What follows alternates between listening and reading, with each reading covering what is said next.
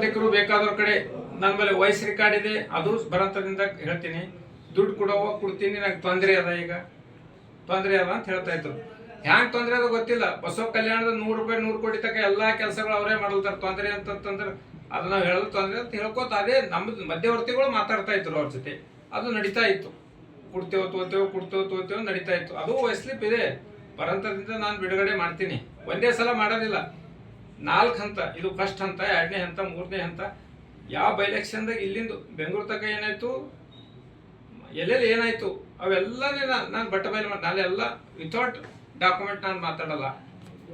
ಅದು ಡಾಕ್ಯುಮೆಂಟ್ ಇದ್ದಲ್ಲಿ ಈಗ ಅವ್ರು ಕೊಟ್ಟಿಲ್ಲ ಅಂತ ನಾನು ಚೆಕ್ ಹಾಕಿದಿರ್ಬೇಕಲ್ಲ. ಚೆಕ್ ಕೇಸ್ ಆಗಿದೆ ಅಲ್ಲ, ನೀವು ಕೇಸ್ ನಂಬರ್ ಬೇಕಾದ್ರೆ ತೊಗೊಳ್ಬೋದು. ಚೆಕ್ ಮಾಡ್ರಿ ಆನ್ಲೈನಲ್ಲಿ, ಏನೋ ತೊಂದರೆ ಇಲ್ಲ. ಲಾಯರ್ ನೋಟಿಸ್ ಇಲ್ಲ.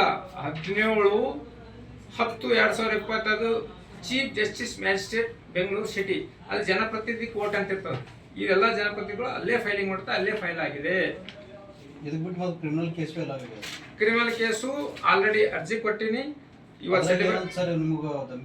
ಧಮಕಿ ಹಾಕಿದ್ದಾರ, ಅಟೆಂಪ್ಟ್ ಮಾಡಿ ಎಲ್ಲ ರೀತಿ ಧಮಕಿ ಹಾಕಿದ್ದಾರ. ನಿಮ್ಮ ಮ್ಯಾಗ ಅಟ್ರಾಸಿಟಿ ಮಾಡ್ತೇವೆ ಅಂದಾರ, ನಿಮ್ಮ ಮನ್ಯಾಗ ದಲಿತರಿಗೂ ಸೇರಿಸ್ತೇವೆ ಅಂದಾರ, ನೀವು ಹ್ಯಾಂಗ್ ಬದುಕ್ತೀರಿ ಅಂದಾರ.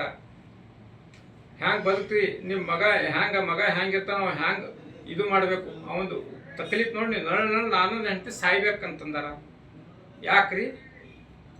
ನಿಮ್ಗೆ ತಂದು ಮಾಡಿದ ಕಡೆಯಿಂದ ಇಲ್ಲಿ ನೀವು ದಾದಾಗಿರಿ ಮಾಡ್ತೀರಿ. ಪಾಪ MLA ಇದ್ರಿ, ನೀವು ಪ್ರವೃತ್ತಿ ಅದ, ಅದೇ ಸಂಪ್ರದಾಯದಿಂದ ಬಂದಿರ್ಬೇಕು ನೀವು.